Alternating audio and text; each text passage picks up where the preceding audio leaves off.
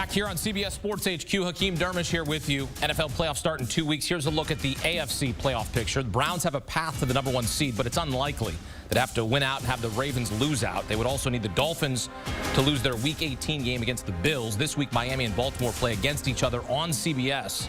Baltimore can clinch the AFC North and the #1 seed with a win. Miami can clinch the AFC East with a win or a Buffalo loss. The Chiefs can earn their 8th straight AFC West title with a win over the Bengals.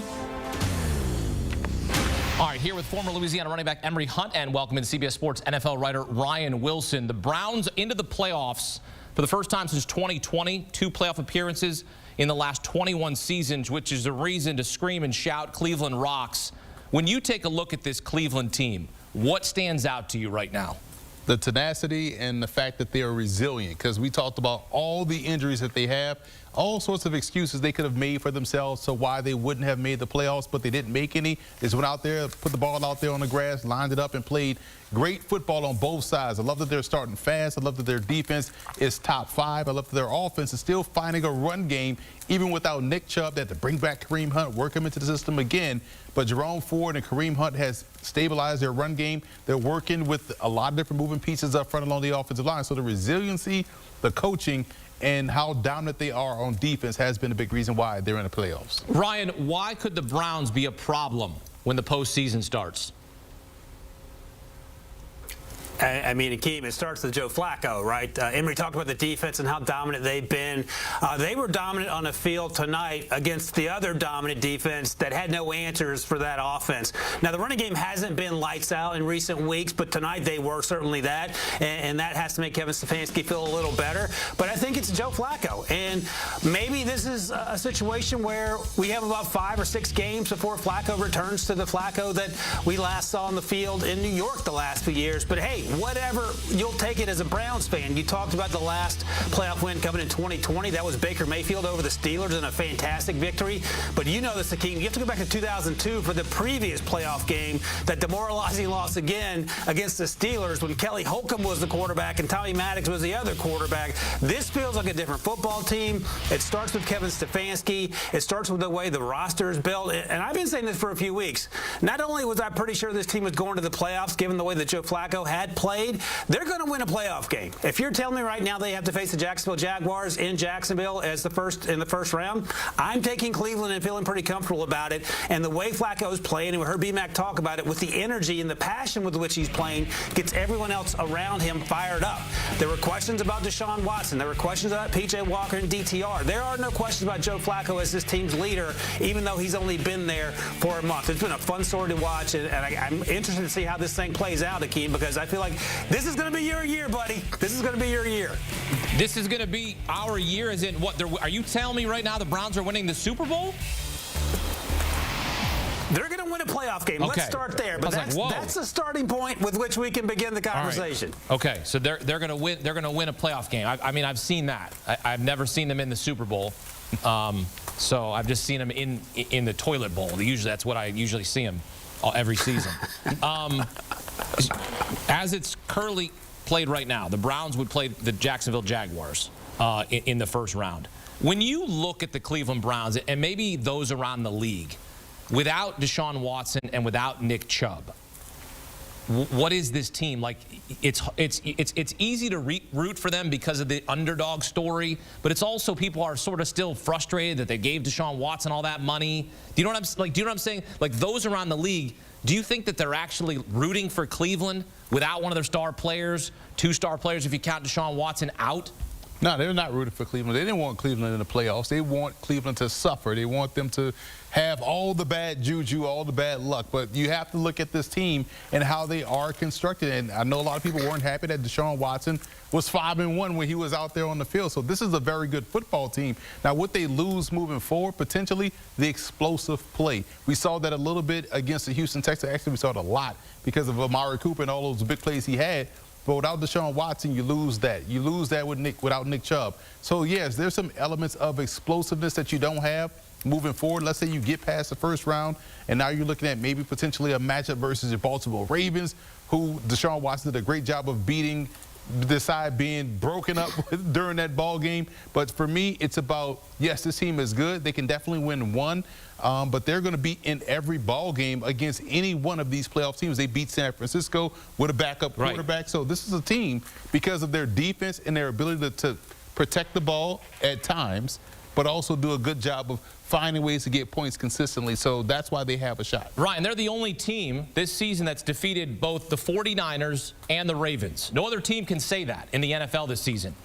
Why couldn't? Like, why is it crazy to say the Browns could advance to the AFC Championship? Is that too crazy? Is that too much of a reach?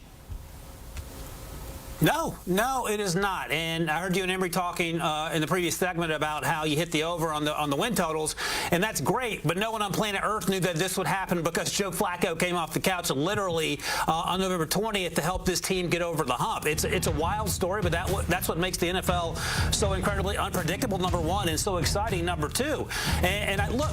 What did Joe Flacco do in the 2012 season? He betted on himself. He was in the final year of his rookie deal, and he got white hot in January to the tune of making himself a ton of money on that long-term deal that he deserved and taking the Ravens to the Super Bowl and beating, at the time, John Harbaugh's brother when he was coaching the 49ers. And there is no reason – I've said this before as well. So year one, 2008, was Joe Flacco's rookie season. He is playing better now than he was early in his career. He is smarter. We say all the time that youth is wasted on the young, and that's an example when you talk about these young quarterbacks. He knows where to go with the football. Is he going to have turnovers? Yeah, he is. But he seems to be able to bounce back from those plays and make the play when it's needed off platform. And we were concerned about his athleticism outside the pocket. That has not been a concern the last 5 or 6 games that he's been in Cleveland, and he's throwing with accuracy. He's pushing the ball down the field. He will get Amari Cooper back, and he's doing it all without his starting left tackle and 2 of the starting right tackles. Both of them went down, Conklin and then DeJuan Jones. So I don't think there's anything this team is afraid of. They can deal with injuries. As long as they have Flacco out there, as long as Stefanski's dialing up the plays, as long as Jerome Ford is balling out when he's given opportunities, and that defense continues to do what they do. And by the way, Jim Schwartz should be the runaway defensive coordinator of the year without question, given what he's done for that unit. Absolutely, Akeem, if you told me this team found their way into the AFC Championship game, I'd be like, okay, let's see how this plays out. I mean, Blake Bortles had a chance to beat the Patriots to go to the Super Bowl a few years ago. Nothing, for me, is outside the realm of possibility. I can't believe that he just said if they have Flacco out there, they could like that sentence to me. Like, how are we uttering that sentence right now? And I'll remind you, the 2020 playoffs, they were a few plays away from going to the AFC title game. Chad Henne came in and played spoiler for the Chiefs because they had Kansas City up against the ropes in that divisional round. Which is why you trust them against either right now the current number 4, or even if Kansas City loses and they fall to 4 and Jacksonville jumps to 3, you still trust the Browns in that sense. Yeah, currently projected to play the Jaguars in the wild card round. Cleveland beat them in Week 14. Jacksonville's lost 4 in a row, clinging to the AFC South lead. They host the Panthers this week. Emery, you talk about storylines going into Week 17 here. What's the top storyline for you in the AFC playoff picture? Oh, clearly the Denver Broncos and what they're going to put out there in Jarrett Stidham and whether or not he's going to help jumpstart this offense. I'll tell you a secret. I already know. He won't. It'll look worse than what we saw when Russell Wilson was out there during that 1-5 stretch.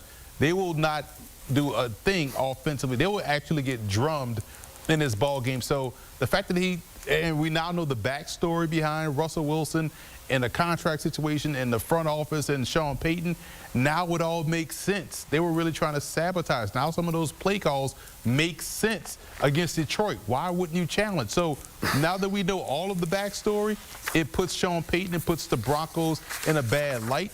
I am watching as if it's Christmas morning, watching this Broncos team go out there offensively and score 0 points against whoever they face. They're facing the Chargers, so I don't know what kind of Christmas you're expecting to have with Easton Stick out there in Los Angeles. So, hey, I'll be praying for you, Emery, because the Chargers have upset a lot of people, including Brandon Staley. So we'll see how that plays out. I'm going to watch something. I'm going to go with the positive, Emery. I know you like to see retribution, and you keep those receipts that I heard about there. I'm going to go with the positive. I want to see what happens in this Miami-Baltimore game, because Baltimore's coming off that huge win on the road against the 49ers, and Baltimore fans have every reason to be upset with the national media that don't take them seriously outside of the Baltimore. That is a really good football team, and they are arguably the best football team in the league. But here come the Dolphins. And last week, the Dolphins finally beat a team with a winning record in the Dallas Cowboys, and we can talk about the warts that the Cowboys have. But if Miami's able to pull off 2 in a row, and Akeem, you sort of touched on this, they're going to have an opportunity to that #1 seed. And perhaps more importantly, Akeem, the Browns are still in the running for the #1 seed should Miami win this weekend, and the Ravens find a way to lose next weekend, and then things get sort of spicy. If the Ravens should lose, the good news for the Joe Flaccos and the Browns, they can take the week off in Week 18 against the Bengals and get healthy. So there's a lot of moving parts, but I'm really interested to see if the Miami Dolphins can step up 2 weeks in a row and beat teams with winning records, because that's going to be a tall task, but something they're going to have to do once they get to January football. Dolphins-Ravens, a game you can see 1 Eastern time on CBS, streaming live on Paramount+. Ryan Wilson, Emery Hunt here, break it down for us on CBS Sports HQ. And take a look at this. The playoff matchups. If the season ended today in the AFC, Ravens on the #1 seed, they'd have the first-round bye. Dolphins would host the Colts. The Bills would visit the Chiefs, and the Browns would take on the Jaguars in the 4-5 matchup. Jacksonville, Indianapolis, and Houston tied atop the AFC South. Jacksonville owns the tiebreaker. In the NFC, 49ers own the 1 seed. Seahawks, Eagles in a rematch of their Week 15 matchup when Seattle rallied to win the final minute. Matthew Stafford would visit the team that drafted him, trade him away, facing the Lions in Detroit. And then it would be Cowboys-Bucks in the 4-5 matchup in the NFC. Dallas hasn't advanced past the divisional round since the 1995 season when they won the Super Bowl. Just about 2 weeks away from the NFL playoffs.